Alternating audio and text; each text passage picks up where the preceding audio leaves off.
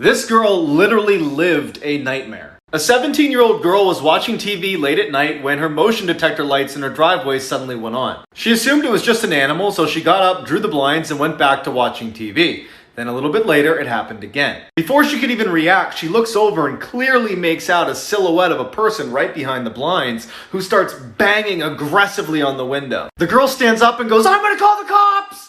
And the figure stops for just a second, sprints to the side door and starts pounding even louder on that, screaming incoherently. The girl runs to the bathroom, barricades herself inside while she waits for the police, and then her worst nightmares come true. She hears glass shatter in the other room. After a few minutes of silence, she opens her door just a crack to get a peek outside, and standing in her living room next to a broken window is some crazy old woman who looks over at her and starts sprinting toward her. The lady comes smashing into the door and starts wailing on it until the police arrive and take her away. She was a lunatic who had escaped her facility. This is easily the scariest story I've ever heard. Where is it? I heard the door open. I heard the bells. I heard the pot. I heard the footsteps. I saw the door open. I see the thing walk in. I watched it walk down the aisle. I watched it bend over. It's in the room. Where is it? And this is night 1. There's 2 more nights of this, and it gets worse.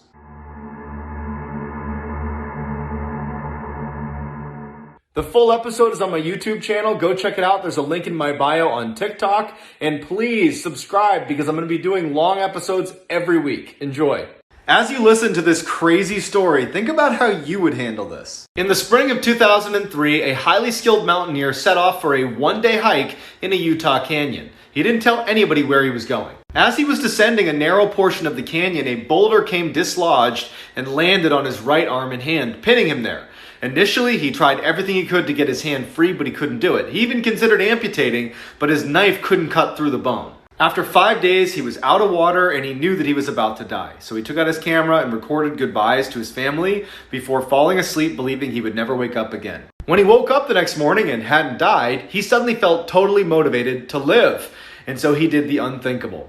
He managed to break his arm using torque and then cut through the break in his arm with his dull pocket knife. It took him almost 2 hours to do this. After the amputation, he was able to rappel down and get the help that he needed. Aron Ralston is quoted as saying, "I did not lose my arm, I gained back my life." You're about to hear one of the most disturbing true stories on the internet. In 1921, a German farmer woke up to find a deep set of footprints leading from the forest right up to his back door. Whoever had come to his house had not left yet. After making sure it wasn't just his family, he searched everywhere on his property and his house everywhere, and he could not determine who made the prints or where they went. A few weeks later, his maid abruptly quits, saying that every time she's alone in the house, she hears demonic voices in the attic. Shortly thereafter, he and his family start to hear the voices too. When no one's heard from them in a couple days, the neighbors go over to check and they find them in the barn. One by one, each of the family members made their way down to the barn where they were systematically murdered and stacked in the corner. To this day, no one knows who or what is responsible for this crime.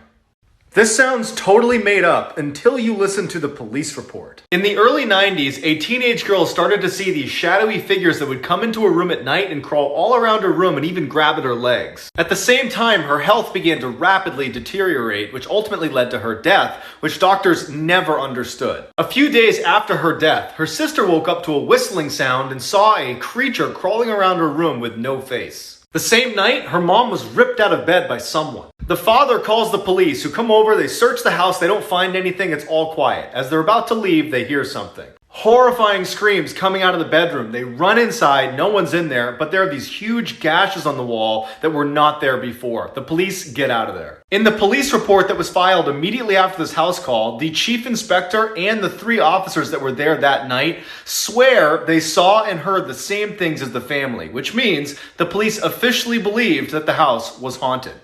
This true story is so simple and so creepy. On June 21st, 2009, a 16-year-old wakes up to an empty house around 11 a.m. He heads downstairs, grabs a snack, and goes to the basement and plans on watching TV for the next few hours until he meets his friend around 3. About 30 minutes later, his mom comes downstairs and asks him, "Where have you been all day?"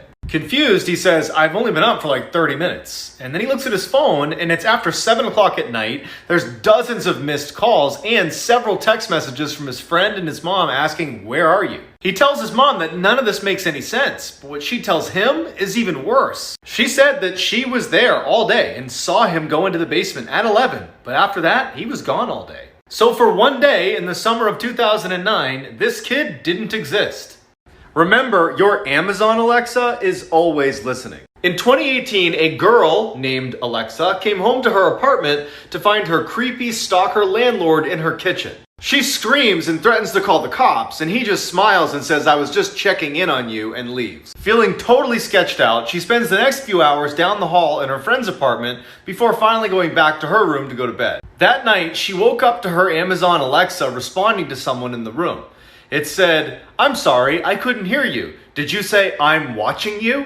The girl instantly turns on her lights and looks around, but no one's there. So she unplugs Alexa and is about to go back to sleep when she hears what sounds like a man grunting in her closet. As she's staring at her closet, her Alexa turns back on.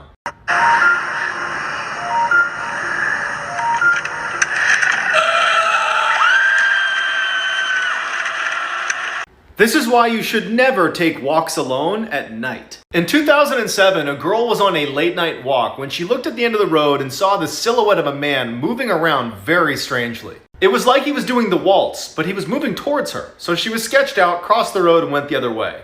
After a couple minutes, she turned around to see what he was doing, and he was right across the street from her, now staring up into the sky with a huge grin on his face. Now totally creeped out, she turns around and walks about a half block before checking again, and to her horror, he's now crouched down right behind her. But luckily, he stands up, turns around, and kind of hobbles away, and then she notices something. The man had turned around and was now sprinting directly towards her. She runs to safety and now just hopes she never has to see that smiling man again. Most people believe these 3 things will save your life. They don't. Let's pretend that you're on vacation with some friends in this cabin, and you hear on the news that there's actually a killer on the loose in the woods surrounding your cabin. What do? Instinctively, you're gonna wanna ditch your friends and just start running into the woods. No shoes, no weapons, no cell phone, no sense of where you're going. But that's actually a terrible idea because the killer is in the woods, and you'd be putting yourself more in harm's way, not less. So you decide to stay put, and then you remember that your friend drove you all to the cabin in their brand new Lamborghini that was working like 5 minutes ago. So why can't you just pile into that and drive away to safety? The problem with that is anytime you're in a cabin in the woods and there's a killer on the loose around your cabin, even if it's a brand new car, it's not going to start. So don't even go out and try it. You're just sitting in the cabin doing nothing when all of a sudden you feel like someone could be watching you and you want to turn around and make sure no one is. Don't turn around because if you do, the killer will magically appear behind you. The only one you might accidentally do is number 14. 125,000 pieces of tuna sushi, 11,000 oranges, 500 teaspoons of sugar, 400 bananas, 130 teaspoons of chili powder, 85 chocolate bars, 70 cups of coffee, 48 teaspoons of salt, 37 and a half tubes of toothpaste, 18 apples worth of seeds, it's just the seeds, 5.1 pounds of spinach, 2 whole cows worth of beef, 1.5 gallons of water, 2 cherry pits if you chew it. And of course, if you eat 1 polar bear liver, that'll get you. I might eat the first 2, I would never eat the last 2. This is pufferfish and it's a Japanese delicacy. It's also extremely poisonous, so much so that it takes 2 years of training before you're allowed to serve this stuff. Because 1 pinhead of the neurotoxin found in these things can kill 30 humans and there's no antidote. Ackee is the national fruit of Jamaica, and it can only be eaten totally ripe. If you eat it unripe, or if you eat these black seeds, you develop something called Jamaican vomiting sickness, and it can kill you. This is fried monkey brain, and it's served primarily in Asia. And somewhat ironically, if you eat this stuff, you run the risk of developing something called Creutzfeldt-Jakob's disease, which is like mad cow disease, and it drills little holes in your brain and ultimately kills you. And last but not least, you have blood clams, which are popular in Southeast Asia. They can cause hepatitis, dysentery, and typhoid. And roughly 15% of people that eat these things will be infected. The crazy part is, most people believe that these 3 things will save your life. They don't. Let's pretend you've just moved into your brand new house and you hear some strange noises coming from the basement. Although it may seem really appealing to want to go downstairs and investigate your basement, it's a terrible idea because there's going to be a demon down there. But you decide you still want to go down, and so of course, what's down there? A demon. And as soon as you reach the base of the stairs, they grab you, they start throwing you against the wall, you manage to scramble back upstairs and slam the door behind you, narrowly escaping death. At this point, most people believe that the right thing to do in this situation is to get your Ouija board out and try to make contact with your demon to maybe convince them not to harass you. But demons don't respond well to that, and typically it only incites them to do more damage to you and your family. You play with a Ouija board anyways, you make contact with your demon, and before long somebody's possessed, and your demon's charging out after you. You take off running, but then you remember that if you just forget how to run, no demon can catch you. Except that's not true. They will catch you. Most people will... I can't even do this. Most people believe these 3 things will save your life. They don't. You're watching TV late at night and an urgent news bulletin comes on warning you there's been a zombie outbreak. You look out your window and sure enough, there's a zombie. What do? Your instincts are going to tell you to start sprinting around your house, turning on lights, smashing glassware, screeching like an owl, but you really shouldn't do that because you'll be alerting the zombie to your location, not repelling it. So instead, you decide to make a run for town. On your way, you see a group of people blazing down the road and you wonder if you should flag them down, try to get some help. But you shouldn't, because even though this outbreak is only 5 minutes old, everybody in the world who's not a zombie has already joined an evil biker gang and they just want to murder you. You take off running in order to avoid the biker gang and you reach a clearing in the woods where you run into your obviously infected best friend Karen. And you go up to give her a big hug because now you're saved. Except you're not, because Karen's a zombie and Karen just kills you. This is why you should always watch what you say in public. In the late 1970s, a man began breaking into homes in order to assault the families inside of them. After dozens of attacks and no suspects in custody, the citizens were totally on edge, so the police decide to host this town hall meeting so they can discuss the situation out in public. During the meeting, a local man stands up and says, "I would totally kick that guy's ass if he came anywhere near my wife." Then, in a crazy, ironic turn of events, that angry man and his wife become the next victims. Following their assault, the attacker completely changes his behavior. He goes from kind of petty home invader to full-blown serial killer, targeting only married men and their wives. When decades later, police finally identify Joseph DeAngelo as the killer, as they're going through old photos from the case, they make a startling discovery about his motives. DeAngelo had attended that town hall meeting. Sometimes reality is stranger than fiction. In 2010, a couple renting a cabin in the middle of the woods finds the guest logbook tucked underneath the bed in the bedroom.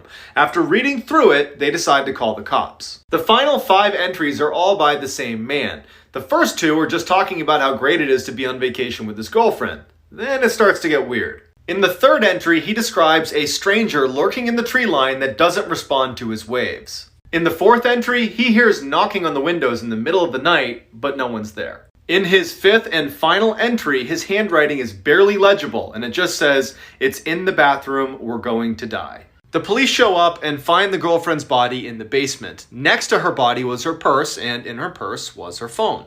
When they open it up, they see that she texted her mother one last time, and it just says, "Mike's starting to act crazy. I think he's off his meds again." This is why you should always be scared of clowns. In 2004, a babysitter had just sat down to watch TV before the parents got back when she noticed something. In the corner of the room was a large clown statue that, no matter how she positioned herself, seemed like it was staring right at her. As she's looking at it, the father calls to check in on the kids. She tells him everything is fine, and right before they're about to hang up, she says, "Why do you have a huge clown statue in your TV room?" There was silence on the phone, and then the father just says, "We don't own a clown statue." She immediately drops the phone, runs upstairs, gets the kids, runs outside, calls the cops. Cops go in and come out with this guy. As the police are taking the clown away, one of the officers comes over to the girl and with a very grim look on his face just says, "We found him underneath one of the kids' beds. He was holding a sharpened screwdriver."